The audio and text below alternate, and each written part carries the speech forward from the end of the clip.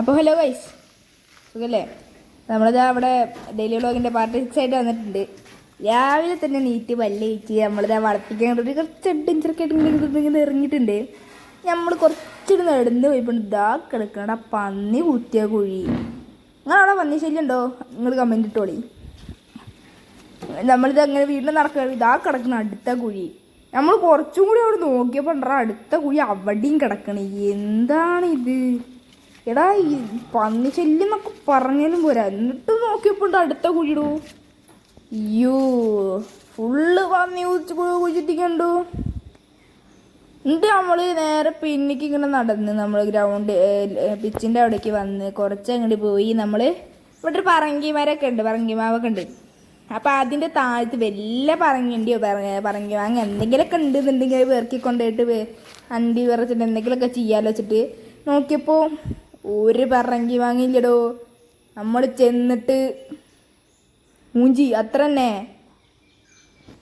അപ്പോൾ നമ്മൾ തന്നെ നമ്മൾ ഒരെണ്ണം പോലും ഇല്ലടോ.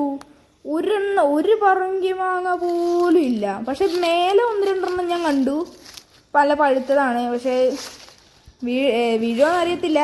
2 ദിവസം കൂടി കഴിഞ്ഞിട്ട് വന്ന് നോക്കിക്കഴിഞ്ഞാൽ ചിലപ്പോൾ വീണിട്ടുണ്ടാവും. നമുക്ക് ഭാഗ്യം വെച്ച് നോക്കിക്കഴിഞ്ഞാൽ ചിലപ്പോൾ വീണിട്ടുണ്ടാവും. അപ്പോൾ നമ്മൾ പിന്നേക്ക് നോക്കിയപ്പോൾ അവിടെ ഒരു തേങ്ങ കിടക്കും. ഞാൻ വന്നപ്പോൾ കണ്ടില്ലല്ലോ എന്ന് ആലോചിച്ച് ഞാൻ അവിടെ തേങ്ങ എടുക്കുന്നുണ്ടപ്പോൾ തേങ്ങ എടുത്ത് ഇങ്ങനെ നടന്ന് നേരെ ചെന്ന് അങ്ങനെ തേങ്ങ തോളിങ്ങനെ ഏറ്റിട്ട് ഇങ്ങനെ നടക്കട്ടാ കുടുങ്ങിങ്ങനെ നടക്കിയിരുന്നു. നമ്മൾ തന്നെ എന്നിട്ട് നമ്മൾ ആ തേങ്ങ എടുത്ത് മുറ്റത്തേക്ക് എന്നിട്ട് തിരിഞ്ഞ് നോക്കിയപ്പോൾ അടുത്ത തേങ്ങ നമ്മൾ അതും തേങ്ങ എടുത്ത് അതിൻ്റെ തൊട്ട് സൈഡിലായിട്ട് പാളയിൽ കുറച്ച് വെള്ളം ഉണ്ടായിരുന്നു. അതിൽ വലിയ കൊതോളൊന്നും വരണ്ടല്ലോ വെച്ചിട്ട് അത് കളഞ്ഞ് വെള്ളം കളഞ്ഞ് ഞാൻ മറിച്ചിടാൻ മറന്നിടൂ. എന്താണ് ഞാൻ ചെയ്യുക? എന്നിട്ട് നമ്മളിങ്ങനെ ഉള്ളിൽ കയറി വന്ന് അവിടെ അത് അമ്മ മീൻ മറക്കണം. ഉച്ചയ്ക്ക് കുശാലായി. അത് കഴിഞ്ഞ് ഞാനത് ഫുഡ് കഴിച്ചിട്ട് വരാട്ടോ. ഫുഡ് എന്തൊക്കെയാണെന്ന് വെച്ച് കഴിഞ്ഞാൽ നമ്മുടെ സ്വന്തം ദോശ, ചുട് ദോശ, ചൂട് ദോശയും. പിന്നെ എന്താ കറി നമുക്ക് നോക്കാട്ടോ. എന്താ കറി നമുക്കറിയില്ല, എന്തായാലും നോക്കി നോക്കാം. അതാ അമ്മ കറക്റ്റ് വട്ടത്തിലൊക്കെ ദോശ ഇങ്ങനെ പരത്തി എടുത്തിട്ടുണ്ട് കേട്ടാ. അതെ, ഞാൻ കുറച്ച് ദോശയുടെ അടുത്തേക്ക് കൊണ്ട് കാണിച്ചതാണ്, അല്ലേണമെന്നില്ല. ഓക്കെ, നമുക്ക് ദോശ ഇനി മറിച്ചിടണം കേട്ടോ.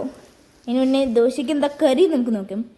ഗൈസ്, കരിയില്ല ദോശയ്ക്ക് നമ്മുടെ സ്വന്തം ഉള്ളിച്ചമ്മന്തിയാണ് ഗൈസ്. ഇവിടെ ഉള്ളിച്ചമ്മന്തിക്ക് നിങ്ങൾ എവിടെ എന്താണാവോ പറയാം. നിങ്ങൾ എന്താ വെച്ചാൽ പറഞ്ഞോളി.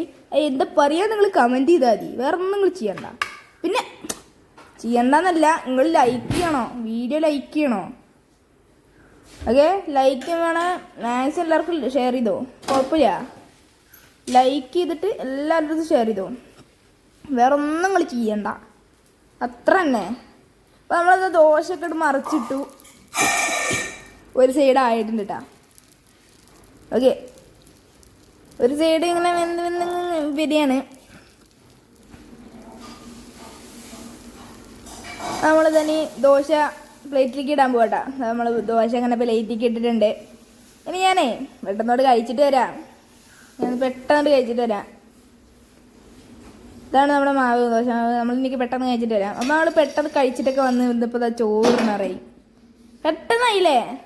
ചോറിനിറയി. നമ്മളിതാ ചോറെടുത്ത് ചക്കക്കുരു കറി, മീൻ അയില വറുത്തത്. നമ്മൾ രാവിലെ കണ്ടില്ലേ, അതിൻ്റെ അയില വറുത്തതും.